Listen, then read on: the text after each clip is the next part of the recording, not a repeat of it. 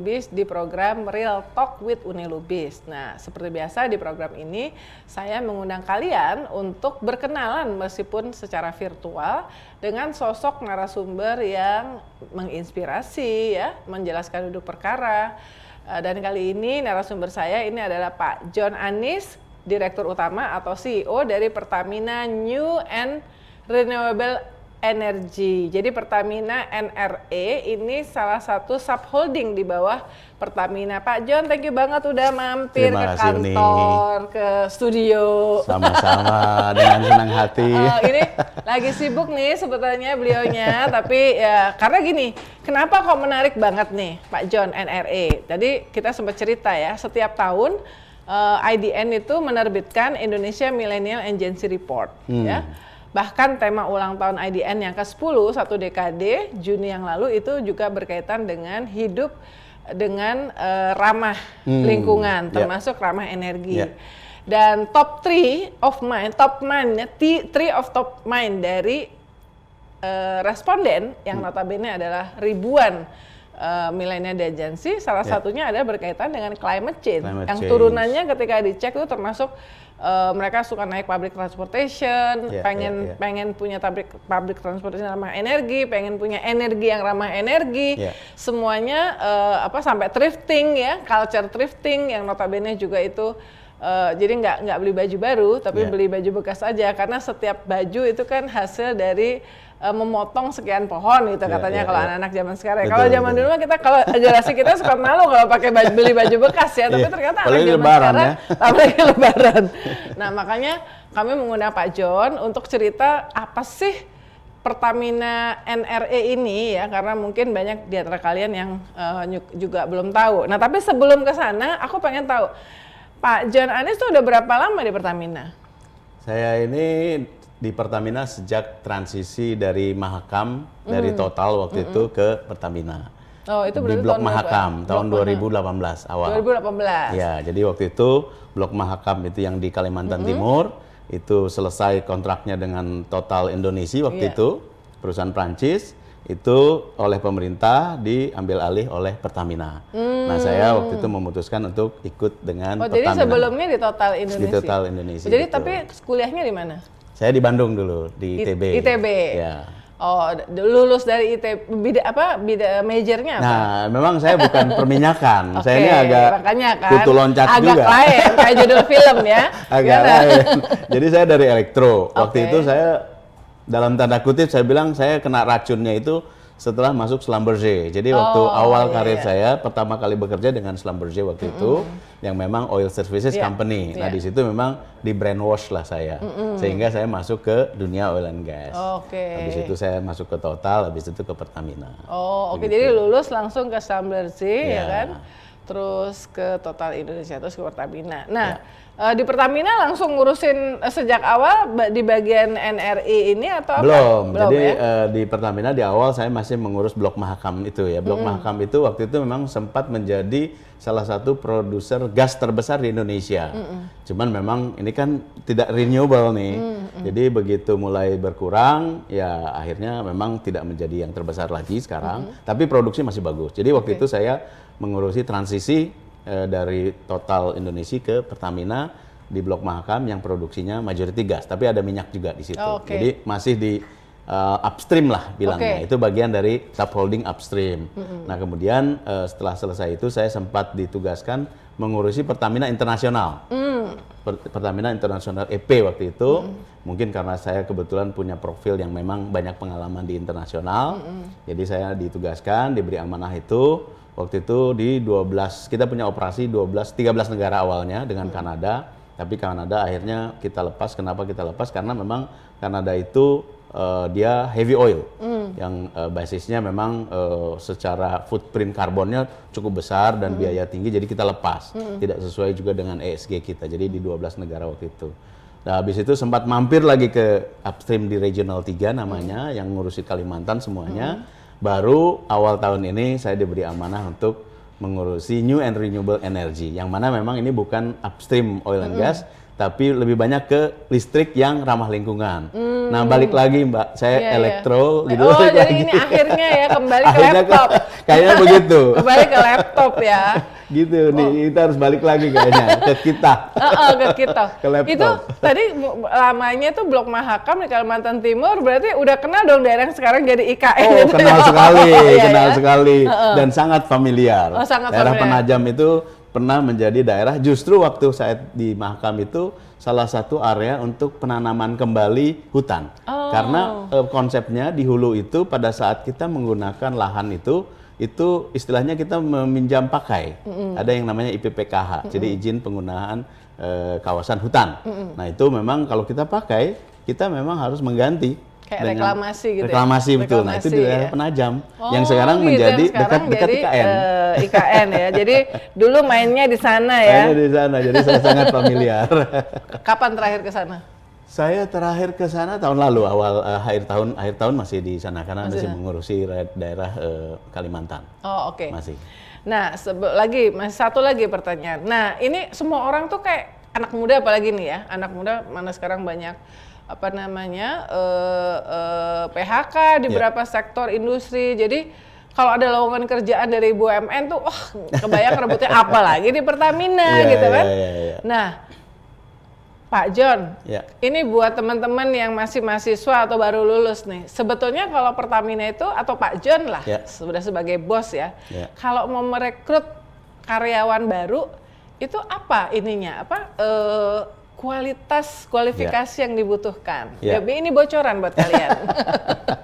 Waduh, kalau dibocorin nih nggak gratis ya. Ya jadi begini Uni, jadi memang kalau saya perhatikan, terutama sekarang saya mengurusi Pertamina New and Renewable Energy.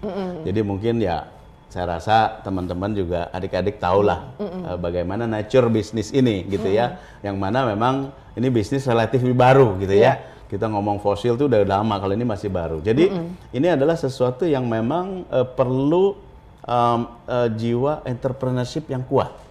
Kenapa? Karena ini bisnis yang baru kita tumbuhkan, kita selami supaya benar-benar bisa bertumbuh. Yang pertumbuhannya masih harus dipercepat dan juga harus lebih tinggi lagi gitu. Karena supaya ini bisa benar-benar menggantikan secepat mungkin transisi dari fossil fuel ke new renewable, yang mana masih banyak yang sifatnya masih saya nggak bilang abstrak tapi belum terlalu jelas. Misalnya kita ngomong hidrogen, gitu kan, banyak yang ngomong hidrogen, tapi terus gimana konkretnya seperti apa gitu kan.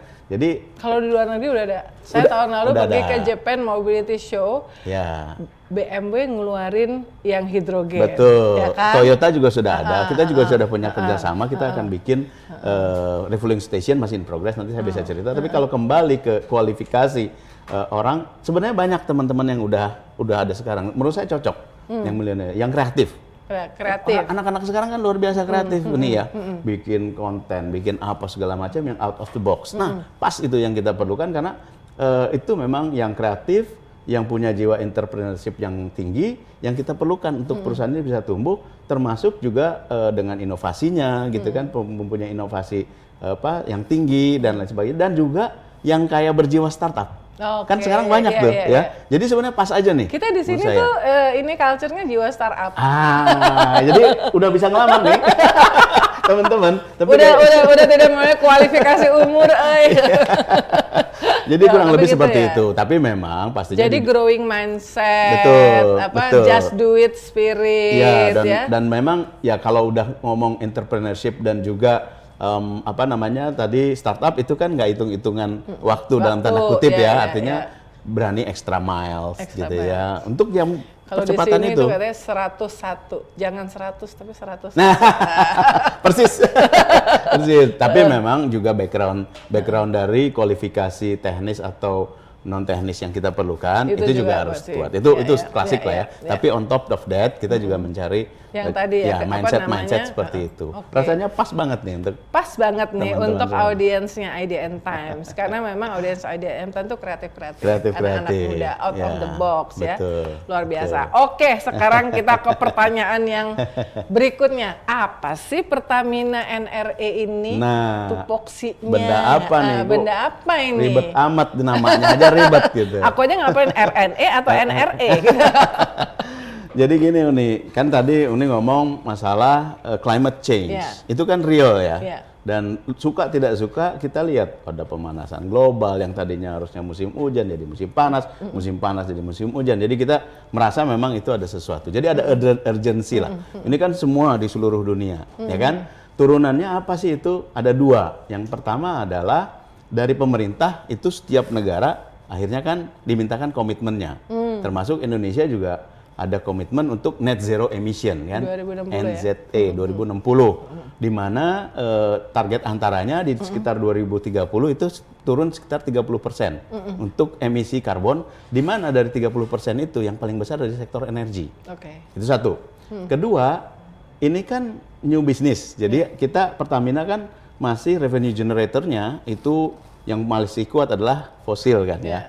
Baik itu oil ataupun gas, kita tahu kita andalan juga untuk produksi dalam negeri. Nah, tapi ini kan harus bertransisi, jadi semua ngomong transisi, artinya suatu saat ini harus digantikan oleh new and renewable. Tapi transisi itu kan perlu waktu, nggak bisa besok tiba-tiba ganti, nggak bisa gitu. Jadi ya ini yang existing ini harus bersih. Nah jadi harusnya disebut kita dekarbonisasi nih. Jadi yang fosil sekarang itu bagaimana caranya kita lakukan dekarbonisasi, kemudian juga menciptakan bisnis baru untuk Pertamina untuk masa depan. Jadi dua mandat dalam tanda kutip utama kami ini adalah satu mendukung program dekarbonisasi pemerintah untuk net zero emission di tahun 2060 dengan target antara 2030 plus menciptakan atau mempersiapkan masa depannya Pertamina supaya nanti kalau misalkan fosil fuelnya mulai berkurang ya nggak akan dalam 10-20 tahun mungkin 30, 40, 50 tahun ke depan itu Pertamina itu tidak disrupted lah istilahnya. Kalau misalkan kita mikir kayak Kodak gitu kan, kayak Nokia gitu kan nggak memikirkan dalam tanda kutip perubahan itu nggak mempersiapkan tahunnya hilang. Bayangkan kalau misalkan pom bensin Pertamina aja 50 tahun ke depan udah nggak ada minyak, terus mau ngapain? Nah gitu kan maksudnya gitu. Jadi kita punya tanggung jawab luar biasa berat juga untuk mempersiapkan masa depannya Pertamina. Jadi dua itu. Nah, long term thinking ya. Betul, tapi at the same time kan kita juga harus yang tiga, yang disebut Tralema Energy. Ya kan? Energi Tralema itu kan di seluruh dunia semua mengalami. Satu adalah ketahanan energi nasional, itu harus ada. Kita bisa lihat dengan perang Rusia, ada negara-negara yang akhirnya susah untuk dapat energi, salah satunya Jerman. Kedua, energi ini harus affordable, terjangkau. Kalau enggak ya besok misalkan dia naikin bensin nggak ada yang bisa beli, ribut semua kan. Demo, kita juga nggak enak gitu kan. Nah yang ketiga itu sustainable, artinya ramah lingkungan dan akhirnya membantu juga lingkungan hidup menjadi lebih baik. Nah renewable ini dari tiga ini problemnya sebenarnya cuma satu nih, gampang aja. Affordability masih terlalu mahal gitu. Itu masalahnya, tantangan kami di situ kurang lebih seperti. Dan mungkin itu juga yang membuat belum banyak perusahaan yang serius untuk masuk ke yang ramah energi ini karena harga itu tadi. Betul sekali. Jadi sebenarnya semua udah ada. Pertamina komitmennya harga nggak jadi masalah. Betul. Jadi, karena tadi mikirnya long term itu long term, betul. Jadi sebenarnya semua solusinya udah ada. Hidrogen itu udah ada. Kami juga udah bisa besok memproduksi hidrogen. Cuman tidak bisa bersaing dengan harga fuel yang sekarang. Nah inilah nanti salah satu tantangannya di situ. Oke. Nah ini tadi ke pertanyaannya sudah ini tantangan menjalankan tupoksi itu. Iya. Nah balik lagi karena ini selain soal tadi masih mahal ya. Betul. Tapi memang problemnya di situ. Kita semua dalam tanda kutip itu sebetulnya udah ada solusinya, termasuk di Indonesia itu geothermal. Geothermal itu salah satu. Selalu dibilang Indonesia cadangannya gede. Memang betul, Uni. Jadi dan harusnya kita tuh blessed ya dengan geothermal. Jadi jangan dapat gunung meletusnya aja gitu. Geothermalnya ada. Sekarang ini kita baru memakai 10% dari cadangan. Cadangannya ada. Berapa sekarang update? Sekitar 22 giga. Kita baru pakai sekitar 2 giga negara kita. Tapi penggunaan sebagai listrik, meskipun demikian, kita itu nomor 2 di dunia setelah Amerika. Gitu. Jadi kita melihat juga bahwa ini potensi yang harus kita kembangkan, meskipun memang lagi-lagi ya masalah harga ya. Tapi ini kita akhirnya dengan PLN ya kita bekerja sama dengan baik, kita punya kerjasama dengan baik, kita juga paham bahwa tarif tidak bisa terlalu tinggi karena nanti masuk ke masyarakat. Ya. Nah, kita mencoba untuk lebih efisien supaya kita juga bisa mendukung Cost production itu. ya. Betul. Nah, tapi kan kalau kita ngomong misalkan bioetanol gitu ya, kemudian juga tadi hidrogen. Tadi yang menjadi masalah kan bagaimana membuat ini menjadi lebih murah. Nah, pastinya satu financing. Jadi kita harus punya yang kreatif tadi itu. Bagaimana mencari financing yang green, yang relatif murah. Kita harus mengundang investor ataupun juga bantuan dari financial institute yang mencari green project gitu. Satu. Kedua tadi technological advancement juga. Jadi bagaimana tadi teknologi misalkan pembuatan hidrogen misalkan kalau balik lagi itu bisa lebih efisien. Karena hidrogen itu sebenarnya bentuk penyimpanan energi. Dia bukan energi yang sebenarnya bisa kita cari karena kita ngambilnya kan dari proses elektrolisis sekarang ini. Jadi dari air dengan elektrolisis kita kasih energi baru menjadi hidrogen. Nah, itu ada losses kan. Jadi nggak bisa 100%, namanya kekekalan energi, pasti ada yang hilang. Hilang sebagai panas dan lain sebagainya. Itu sekarang range-nya 70-80% efisiensi. Jadi 30-20% hilang tuh. Nah, itu bagaimana teknologi itu bisa menjadi lebih baik supaya losses-nya misalkan cuma 5%. Nah, itu teknologi. Jadi kita cari, itu salah satu contohnya. Kemudian yang berikutnya, tantangan berikutnya tentu saja karena ini di awal-awal kan perlu research tuh bagaimana. Nah, ini kan fundingnya perlu. Kalau kita disuruh funding itu kan mahal juga berat. Nah, itu kita harus juga nyari funding dari luar. Nah, setelah itu juga ada masalah capacity, jadi manpower-nya. Nah, ini yang kita perlu teman-teman nih untuk berkontribusi anak muda gimana benar-benar bekerja, berkecimpung di bidang ini sehingga membantu tadi itu. Nah, terakhir regulasi tentu saja. Karena tanpa bantuan regulasi dari pemerintah itu akan sulit. Contohnya misalkan kalau kita berbicara bioetanol gitu kan, kita ingin membangun juga yang ada di dalam negeri gitu kan, berarti kita harus mencari lahan. Tapi kan nanti setelah itu ada cukai itu, karena kan cukainya sekarang etanol itu untuk alkohol, untuk minuman, ada cukai. Nah, itu harus di waive karena kalau enggak menjadi mahal kan. Karena ini kan bukan untuk minuman, ini untuk penggunaan energi. Jadi itu perlu regulasi. Kemudian kalau kita ngomong hidrogen, bagaimana penyimpanan yang aman gitu ya, bagaimana nanti regulasi transportasinya dan lain sebagainya, termasuk juga pemberian insentif supaya bisa lebih murah semuanya. Lagi-lagi supaya bisa terjangkau gitu. Ya, kurang lebih itu. Ya itulah yang kita hadapi semua dan kita perlu milenial yang luar biasa seperti yang di IDN. Yang di IDN. Nah, saya pernah ke Kamojang ya kan. Di Kamojang, bagus kan? Bagus. Tapi sebetulnya bisa nggak mungkin 5 yang paling signifikan kontribusinya dalam kepada PNRE ini yang ada proyek mana aja di Indonesia? Ya memang nih saat ini di PNRE portfolio yang menjadi andalan untuk revenue generatornya ada 2, satu itu geothermal, kedua itu Jawa Satu Power. Oh, Jawa Satu Power. Nah, mungkin pernah dengar. Nah, suatu saat nanti Uni harus datang. Kenapa Jawa Satu Power ini Jawa menarik? Satu Power ini tapi di Jawa kan? Iya, di Jawa. Garingnya, joknya nggak apa-apa. Di mana tapi? Di Jawa Barat. Jawa Barat. Di Cimalaya. Kayaknya deket tapi perjalanan lumayan juga 2 jam lebih. Nah, itu yang menarik di situ adalah itu gas to power. Jadi kita gas ini transisi lah. Memang dia not purely green, tapi dari segi karbonnya emisinya lebih rendah daripada batu bara atau minyak bumi. Jadi ini solusi transisi yang ideal gas ini. Jadi Jawa Satu Power itu termasuk power plant yang paling besar di Asia Tenggara dengan teknologi yang digunakan sekarang. Itu menjadi kebanggaan kita lah.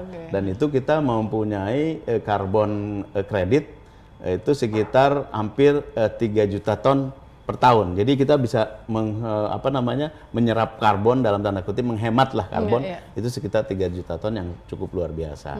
Nah, kalau dari geothermal itu yang paling besar memang di Kamojang dan juga ada yang di Lampung, di Ulu Belu dan juga di Lahendong di Sulawesi Utara. Itu 3 terbesar.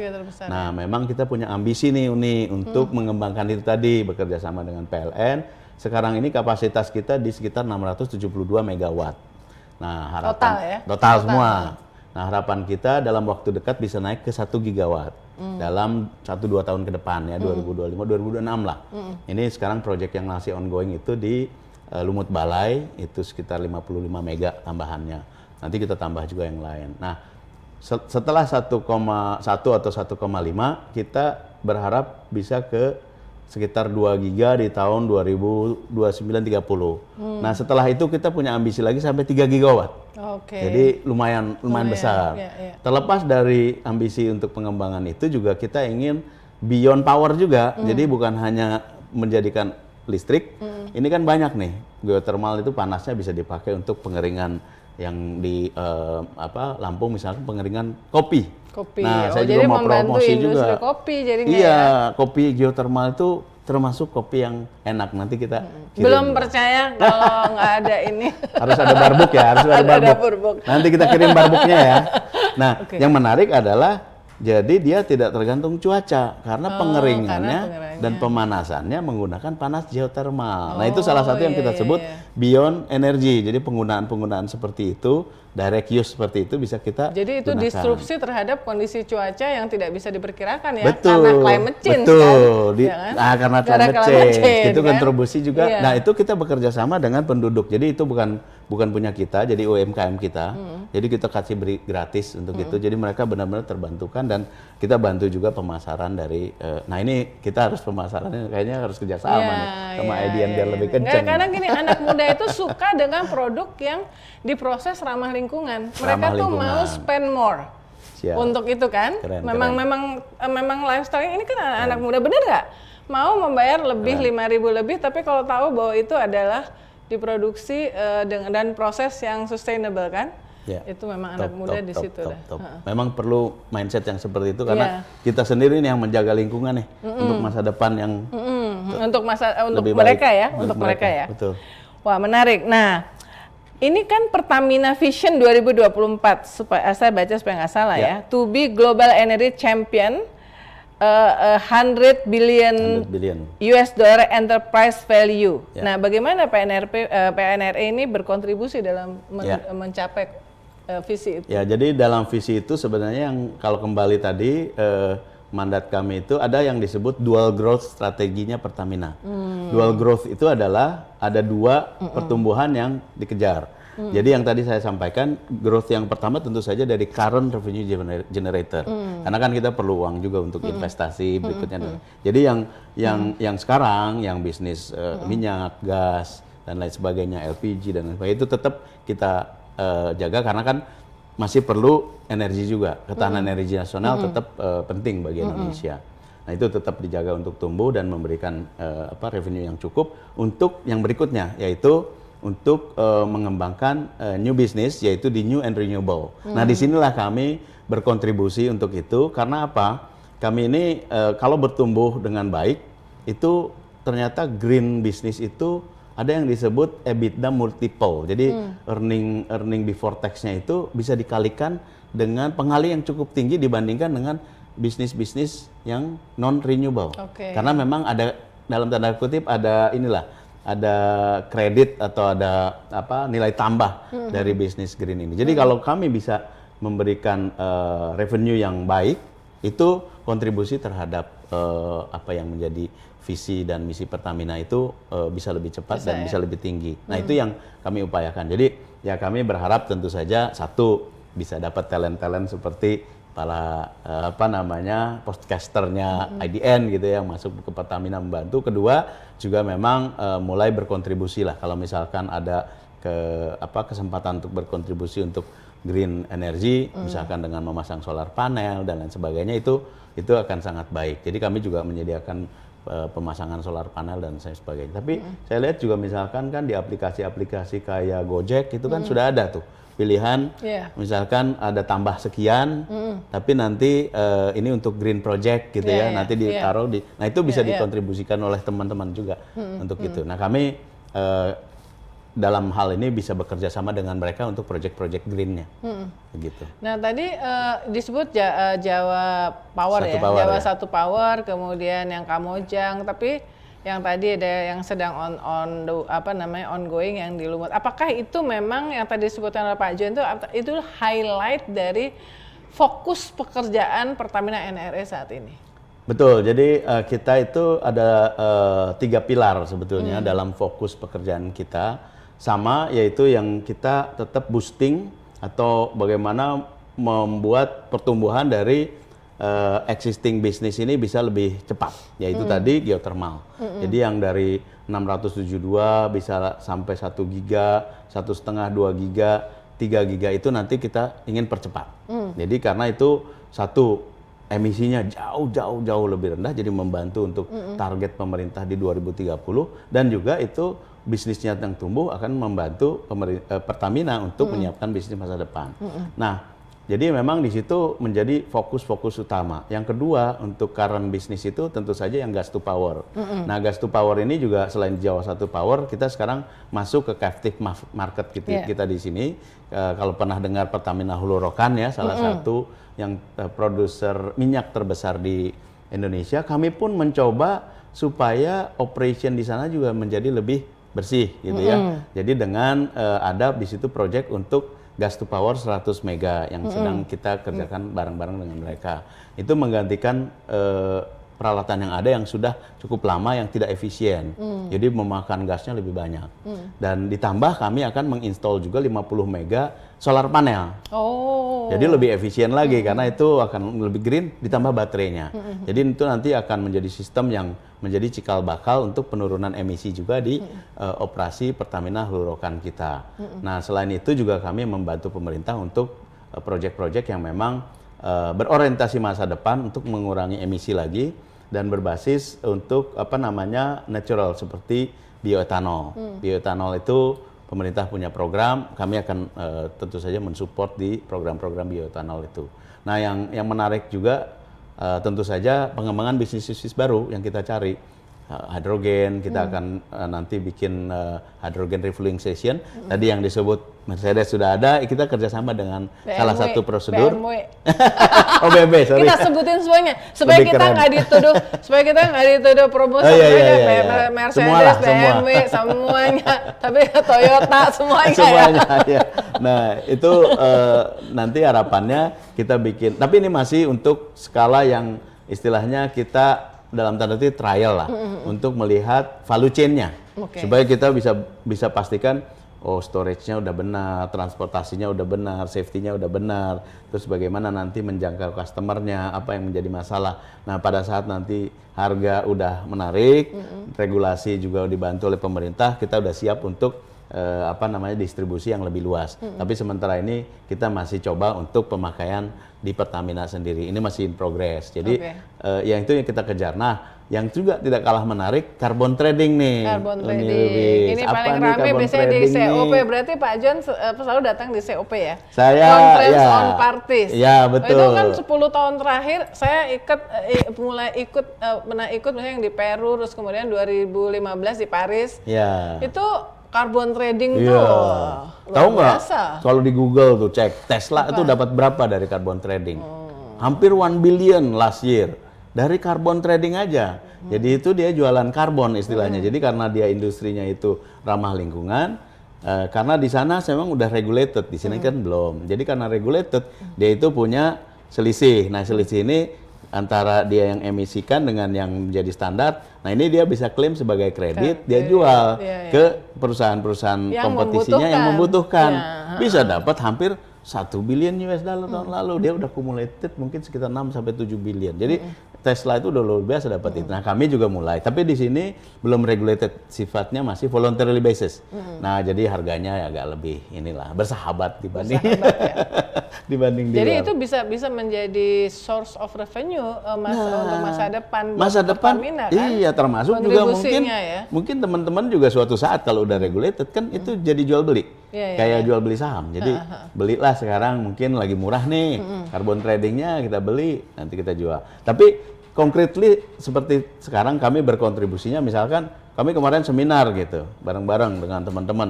Seminar itu kita hitung penggunaan listriknya dan karbon emisinya berapa. Kita offset dengan kita beli sertifikat itu. Jadi seminar kami yang terakhir kemarin itu adalah net zero seminar. Net zero, nggak ada paper gitu, nggak ada ya? Nggak ada. Bagi-bagi nggak ada ya? Google Doc semua ya? Betul nih. Ya harusnya memang sebetulnya saya sedih juga ya, waktu 2007 COP kita waktu di Bali, Indonesia tuan rumah tuh, wah itu satu ruangan tuh isinya paper. Semuanya yang dibagiin kalau gitu kan baru masih nah. Gitu. Jadi luar biasa emang. Mulailah, kita harus mulai pelan-pelan. Nah, ini bisnis Pertamina NRE ini apakah fokusnya hanya dalam negeri atau juga ada kerjasama dengan luar negeri? Ya, jadi strategi kita tentu saja ada yang kami sebut kita juga ekspansi lah ke luar negeri. Kenapa itu perlu? Ada beberapa pertimbangan strategis. Yang pertama tentu saja ada hal-hal yang memang di sini agak terbatas sumber untuk pengembangannya. Misalkan angin. Tenaga bayu, itu kan angin di kita agak kurang gitu ya. Itu harus di atas 3 meter per second minimal anginnya. Di sini sebentar kita sepoi-sepoi aja gitu ya. Jadi itu mau tidak mau kalau kita ingin menguasai teknologi itu mau nggak mau kita harus keluar. Jadi kita akhirnya mencari mitra di luar. Itu satu, untuk teknik-teknik yang memang kita agak sulit di sini. Kedua, bermitra di luar juga kita mencari know-how.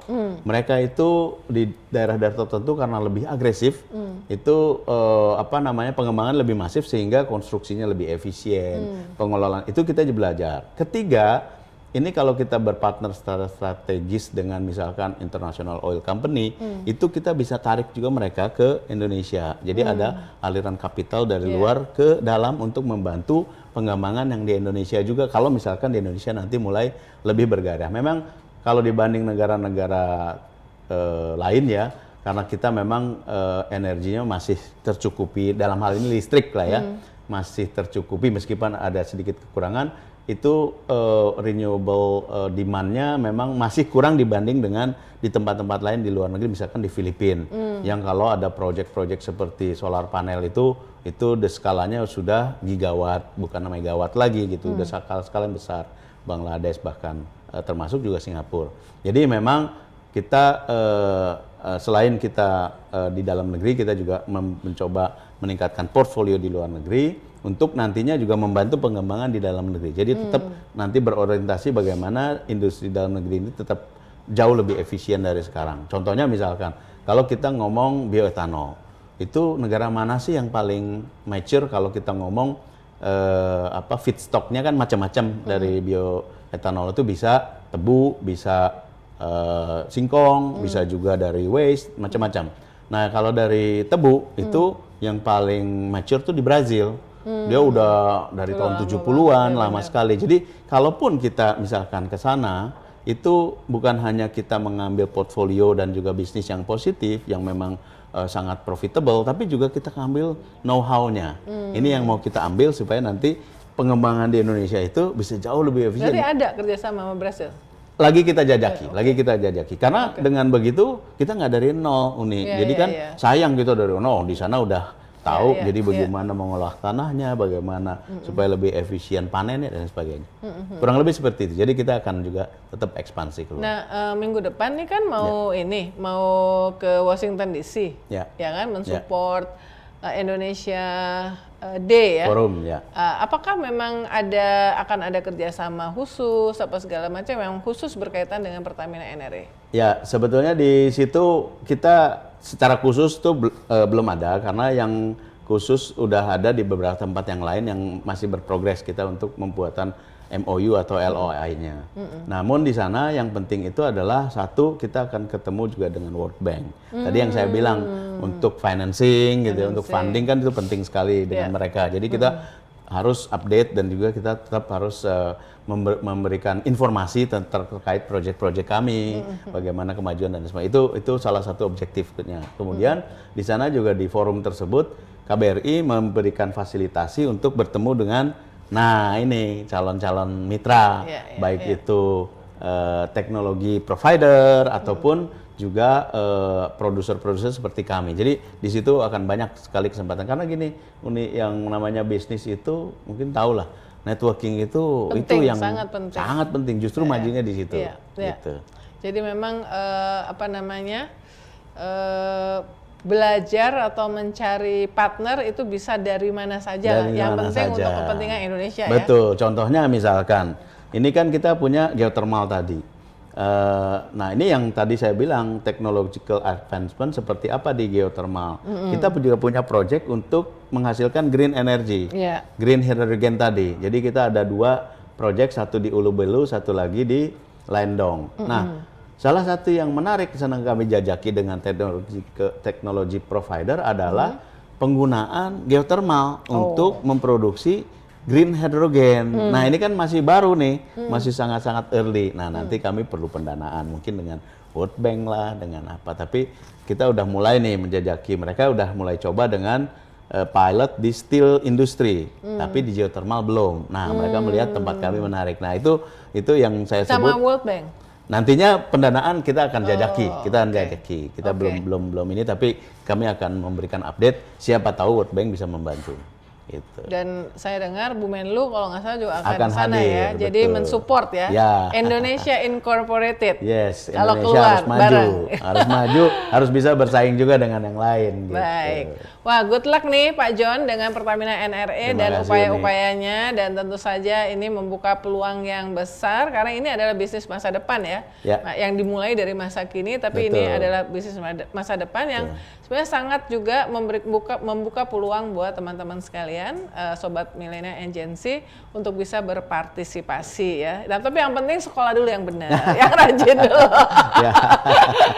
Oke, terima kasih Pak John. Terima kasih Uni Ya, Lubis. sampai ketemu Sampai teman-teman ketemu. di Retalk with Uni Lubis berikutnya. Jangan lupa saksikan di YouTube IDN Times, like, subscribe, komen juga ya. Nanti komen-komennya akan dibaca juga sama Pak John dan teman-teman di Pertamina NRE ya. Silakan. Terima kasih sekali Terima lagi. kasih, Good Uni. luck untuk Terima semua kasih. upayanya. Terima kasih. Selamat IDN siang top ya. banget. Sampai Iklan. ketemu. Sampai ketemu. Terima kasih.